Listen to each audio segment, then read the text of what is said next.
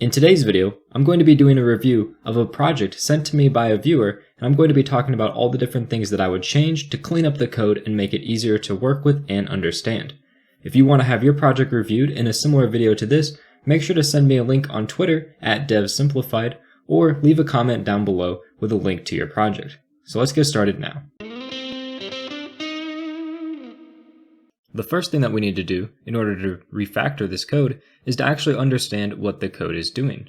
For this project, we're only going to be taking a look at this single page that you see here on the right, and we're going to be focusing mostly on the JavaScript that runs this page. The purpose of this project is that when you fill up your car with gasoline, you then are affecting the environment in a negative way with your carbon emissions. So this project is attempting to have people pay back to the environment to plant trees to counteract the carbon emission that they put into the environment. So you would put in the amount of gas that you have, for example 12 liters, choose if it's normal fuel or diesel. Down here you get some information about the actual transaction, such as if I change this number, you can see it updates in real time. And also if we wanted to enter an additional sum, for example if we only wanted to pay 10, we just enter in 10 here and we can pay $10 instead. And this site is originally in Swedish, so if some of the words don't actually make too much sense, it's just Google Translate doing its best job to make it English. So for this project, what we're going to do is we're going to refactor all the JavaScript code in here in order to make this project easier to reason with and easier to change in the future. One thing to note is that there are no tests for any of the JavaScript in this project, so it's incredibly important that we fully understand how this page works before we start making our changes. Let's dive into the actual JavaScript that runs this page to get a better understanding of how the code works. The first thing that happens is they're using normal Stripe checkout, so they're just removing the default Stripe button and replacing it with their own Stripe button. Then we have a couple variables here for the amount of trees that are going to be planted and whether or not it's using diesel or normal gasoline. As you can see, this checkbox here is what determines that value in this JavaScript. And then most of the code inside the JavaScript is this single update total function, and this function does a ton of stuff. It has a bunch of constant variables in it. It updates all of the different text boxes on the fields. So for example, if we change this liter amount, you can see that this liter amount's being updated, this value is being updated, the amount of trees is being updated, cost is being updated, and this update total function is doing all that. It's calculating all those numbers and updating all the text in the JavaScript on the HTML for us, doing all of our different rounding, as you can see, doing tons of it. And it's also changing the URL for the form so that the correct amount is being applied for the different payments. Also, we have this other function, calculate final amount, which is mostly used for calculating the actual cost value that's associated with the amount of gasoline that they're using. So this is just doing a bunch of different fee checking and such in order to add up the cost and add that cost number down here to this button. So as you can see, if we remove this optional value, and we change this to be 15. As you can see, this number updates down here, and as we increase it, it continually updates. So this function of calculate final amount is really just taking care of that for us. And then finally, we have the helper function just for adding text to the page, and then this toggle field type button down here is our last function, which is just for that field type toggle button that we saw. It just controls whether or not we're using gasoline or not. And as you can see, it toggles that variable down here for us. Now that we have a little bit of an understanding of what the code does, I would talk about the first thing I would change, which is the usage of Stripe in this application. Stripe has a couple ways that you can use it. One, which is just the default checkout, which is what they're using here. But there's another way, which is a custom checkout, which allows you to hook up your own button instead of having to remove the Stripe button and then add your own button. So we can completely remove all of this code to remove the default button and add in the other Stripe way of doing things, which I already have an entire video dedicated on. So check that out. It's going to be linked in the cards up above. And I'm not going to focus anymore on what I would do for the Stripe changes just because I have a whole video already dedicated to that. The next most important thing I think we can do to clean up this code is to take this update total function and break it out into much smaller pieces. This function right here does so many different things. It updates the HTML, it does mathematical calculations, it updates our business logic because it has our business logic in here, such as multipliers that we need to use in order to do certain mathematical calculations. It also updates our Stripe checkout, so it touches almost every single part of our application in this one single function, which makes testing this function incredibly difficult, and it makes changing it difficult, since if we change one thing, we may inadvertently destroy something else later on in that function, which causes it to break. One of the most important aspects of making clean and easy to use code is to make not only small functions, but functions which serve one singular purpose. You could say that the purpose of this function is to update the total, but it does so much more than just updating the total. It updates the total cost, it updates the liter amount, it updates the CO2 emission amount, updates the tree amount, it changes the HTML, it changes JavaScript variables, it does everything. And we want it to only do one thing, for example. So we want to break this update total function into a ton of different smaller functions. We want one function for updating certain text on our HTML page, because we never want presentation, which is the HTML, to be mixed with our logic. We want these to be as separated as possible so that we can always perform our logic separately to make that testing easy, and we could perform our updating of the HTML separately, and that way we can call these update methods for either the HTML or the logic different places, and we don't have to worry about accidentally updating either the logic or the HTML when we only wanted to update the other one. Let's look at an example of breaking out part of this function into its own function. One of the easiest things I can see is this emission multiplier is always going to be a constant variable based on this using gasoline variable, and we can easily break this into its own function because we're probably going to be using this in other places in our application, so we just want to have one easy function we can get this from.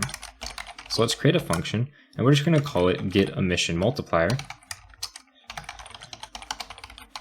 And this is not actually going to take any parameters, and inside of this function, we're just going to use this logic right here. So we're going to say, if we're using gasoline, then we want to return the gasoline multiplier, and if we're using diesel, or if we're not using gasoline, then we return the diesel multiplier.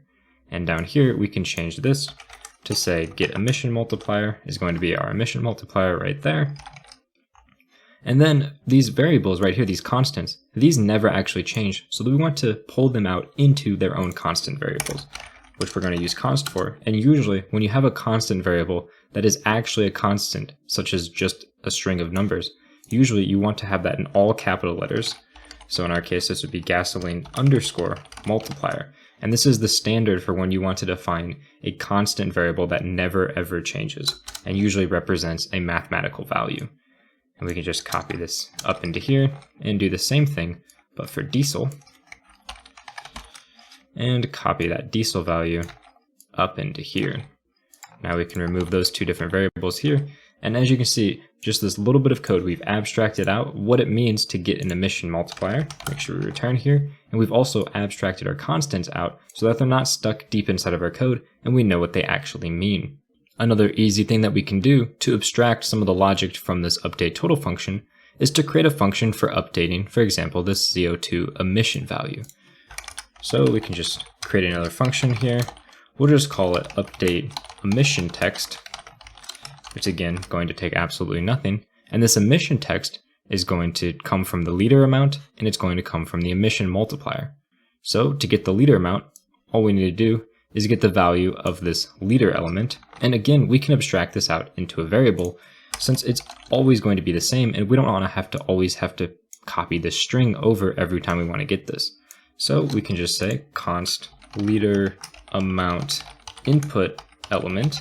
So we know this is the element that represents the liter amount, and we could just say document.getElementById and pass it that ID. Now in our update emission text, we can say that we want to let the liter amount equal to liter amount element input dot value, and then we want to set the text. So we'll call that set text function. We'll pass it in this CO2 emission value here, so we know that that's what we want to update. And we can say that we want to set the text equal to this liter amount, and we want to multiply that by our getEmission multiplier. And as you can see, creating this function has already been incredibly useful since we've been able to use it in multiple different places in our application. Now we can change this code down here to say update emission text. Instead of actually having to call all this right here, we can even copy this to fixed over so it's exactly the same. And now this update emission text is going to make it work exactly as it did before. And we can see that by if we go to our application here, our emission text is this CO2 value. Let's translate this back to English. CO2 value right here. So if we update this, we can see that our value here is not actually updating. And we know that since this should be updated, that we clearly broke something in our code. So let's take a look at our code real quick. And oh, I see right away that we didn't change these gasoline multiplier and diesel multiplier variables to the constant values that we created. So let's change those, save it, and go back to our application now. And now if we update this liter value, we see that our CO2 ton value is being updated, which is perfect. Another thing that we can change about this application is you'll notice this update total function is being called when we're updating that, or when we change that liter value on the HTML page, but nowhere in our JavaScript are we setting up an OnClickListener or anything for that. So where is it actually getting called? How is this actually being hooked up? And it's actually being hooked up in the HTML. If we go and look at the HTML and try to find the element with this ID, so we just do a search for it, we'll see that we get this input element here, and they're using the onInputListener in the actual HTML in order to call this update total function. And as you can see throughout here, there's a bunch of places where these onSubmit, onClick, and so on listeners are being used inside the HTML, and this is definitely bad practice. You should be using these listeners, hooking them up in your JavaScript, so that way all of the logic of your application sits in the JavaScript and you have no logic in your HTML. By having these in the HTML, it makes it really difficult to find where different parts of your JavaScript code are being called from. So this should be removed from here. We can just copy this all, delete this on input completely, go back to our JavaScript, and we can just call our liter amount, since we abstract this into a variable, dot add event listener, and we want to do on input, we want to call a function, and inside this function we're going to do exactly what was in that code in the HTML. We just need to update these value variables to say this dot value, since it's actually using this object inside of the JavaScript. It works slightly differently than in the HTML. So once we have that done, get the code formatted nice and clean, remove this quotation, and there we go. Now we actually have our input listener event being hooked up in our JavaScript, so it's much easier to see how this is actually working. Now if we save that and we open up our page over here, we should see that everything works just fine as before, and it does perfectly. As we update this, all our values down here are being updated, and that's perfect.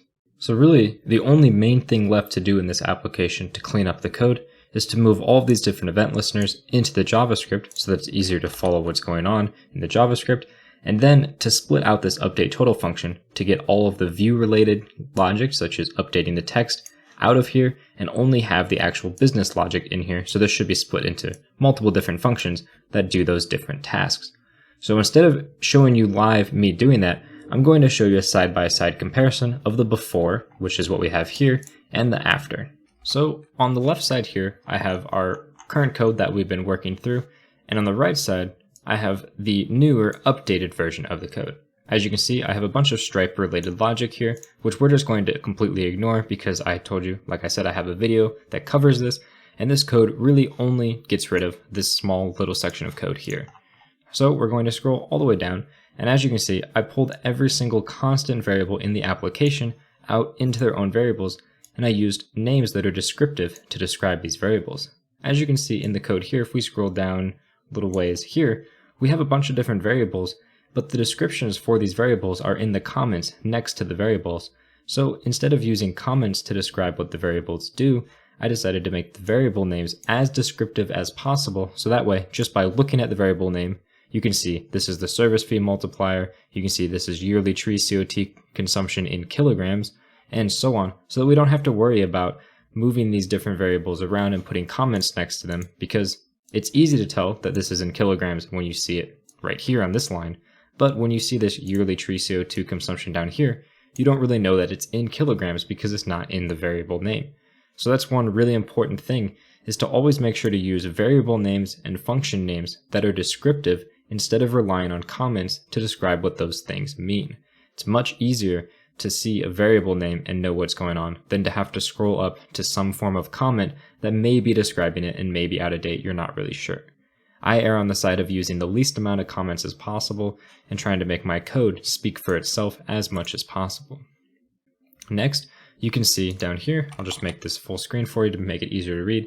You can see that I have all of the different elements on the page extracted out here into different variables so that we can use them later on without having to repeat any of these different strings. So for example, the ID of this element changes to money2 later on. We only update it in one place. We don't have to update it everywhere else in our application. This also slightly saves us a little bit of time in performance, since we don't have to re-get this element every single time we call a function that uses that element, but that's such a minor performance gain, it's really not worth it.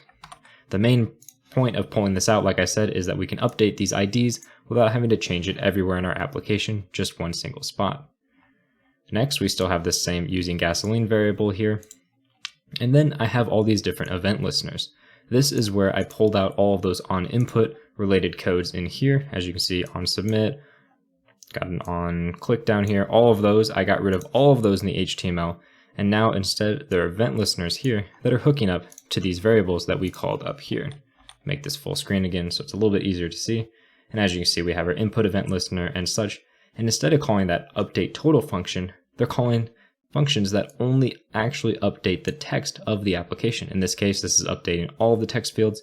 This is just updating the total amount and so on. And the only time that we're ever getting an actual total amount calculation and doing logic and getting back a number is when we are clicking the button to submit the form, and we're getting the total amount then, so that way we can send that to our server, which will handle the payments for us.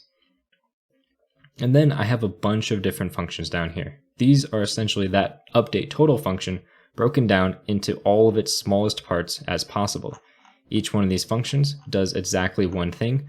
For example, this get total amount is the most complex function, and all it does is call a bunch of different helper functions that get the amounts for us and turn that amount from liters and the liter fuel type, and it converts that into a dollar amount down here.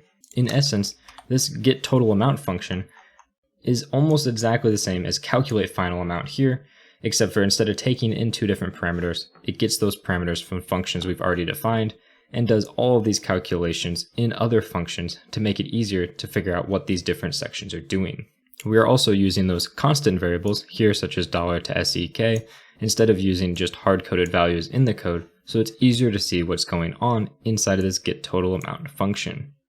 I also have a bunch of helper functions down here, which are essentially checking values to see if they're valid or not, and it's also getting values for us from the HTML so that we can use them in our functions. As you can see, we have our get emission multiplier function here we created in our example on the other side, and essentially all these other functions like get fuel type, get tree amount, get description, they're all in the same idea. They're very simple functions that get us a value that we can use in our application later without having to repeat that logic all over again, because inside this update total function, there's multiple places where logic is repeated that's doing the exact same thing. For example, checking if something is a valid amount. That's multiple places inside of this function, so why we just have it here in one single place so we don't have to worry about copying and pasting that code and changing if it changes in the future. The next most important thing to note is that none of these functions here actually have anything to do with updating the HTML itself. All it does is essentially math on different numbers in order to get different values for us, or it's just returning strings for us based on the HTML itself, but it never changes the HTML. All the functions that change the HTML are down here. They all are for updating the text. We have one function that allows us to update all the text at once because some of our elements need to update all the text at once. And then we have individual functions for updating each section of text in case we only want to update one section at a time. And these different functions, all they do is update the text. They don't do any calculations, they don't save any variables, they don't do anything else except for get the value that they need to update the text. And a lot of times they're able to call these helper functions that we created, such as getting tree amount, which is a fairly large function here, and it just calls it, and we don't have to repeat that logic every time we want to update the tree text since we have this smaller helper function. And we have that for all the different ways of updating the text inside of our application. And then down here we have the toggle fuel type button. I didn't actually change this. This is just exactly as it was before, so that's perfectly fine. And you may be thinking that I'm going through this code fairly quickly, but that's okay. It's not important that you understand what's actually going on with the code, but it's important that you understand how the code is structured and why it's structured in a certain way. If we go back to our previous example over here, you can see that this update total function is really large and it's really hard to figure out what it does. You have to go through and read each code section line by line to figure out exactly what this function does. And it took me quite a while to parse through this function and pull it out into all these different smaller functions. But now if you, for example, look at this get tree amount function, you know exactly what it does. It's A in the name, it gets a value for us. And since it has the word get at the beginning, we assume that it makes no changes to anything. All it does is return a value for us. And since it's only a couple lines, we can just read this code really quickly and understand exactly how it works. Same with these updating functions. We know that since it's starting with update, that it most likely is changing something. And right here we can see update leader text, so it's updating the leader text on our screen for us. And the naming of these makes it really easy. They all have a very similar name with update at the beginning, the text at the end, and then what we're actually updating in the middle. So it makes it easy to follow what's actually going on with their different names. And we have the same thing here with all of our get values. When you're using the word get in a function name, you want to be 100% sure that that function doesn't do anything except for return a value. You don't want it to update anything. You don't want it to change your HTML. All it should do is get you a value, and it should always do that every time you call it. If you call it multiple times, for example, it shouldn't return different things each time. It should always return the same thing for you, and it should never change anything in your application. We also have these two functions that start with the word is, and any function that you create that starts with is, you should assume that it's going to return to you a Boolean, so either true or false, and you can always rely on it returning true or false for you. It also, just like these get functions, should never change anything in your application and only ever return something to you. Another important thing about these functions compared to the old functions is that you can see that all these functions are about 5 lines or less. A couple of them may go a little over 5 lines, but none of these are really over 10 lines, so they're all very short and easy to read. While this update total function here is quite long, you can see that it starts at line 36 and goes all the way down to 71. So it's about 35 lines. And then this calculate final amount is also about 30 lines. So those are fairly long functions, and they do a lot. As you can see, there's tons of comments in here to describe what's going on, when in actuality, it'd be much easier if we pulled these different commented sections into functions, and those function names would describe what these comments are doing. One final note that I want to make is that these functions that are over here, these newer functions, the fact that they are smaller and they do exactly one thing makes them much easier to test. So for example, we could test this get emission multiplier function manually, or we could do it automatically, which is ideal. We could write automatic unit test for it. And since this is a small function that only does one thing, it's incredibly easy to test, which if you have test for your code, it makes it much easier to change in the future, since you know if you break something immediately without having to manually test everything, which makes it very easy to miss things. And that's really all I would change about this original code, is just break apart those large functions, make them do one thing in specific with a bunch of different functions that are really short. While this code here is slightly longer at 170 lines, while our other example is more like 100 lines, 138, most of the code in this example on the right here is from this section of 30 lines just for Stripe. So in actuality, the number of lines of code is very similar between the two, but this right-hand section you could read and understand almost immediately, while this code on the left took me quite some time of reading and testing with the application to figure out what was going on in these two really big functions. So I hope you guys enjoyed listening to me ramble on about what I would change about this project. If you did enjoy it, please make sure to leave a link to a project that you have that you would like me to review, because I would love to take a look at it and make a video on reviewing your project as well. Also, make sure you subscribe to the channel for more videos just like this, and check out my other videos, which are going to be linked over here for more content. So, with that, thank you guys very much for watching, and have a good day.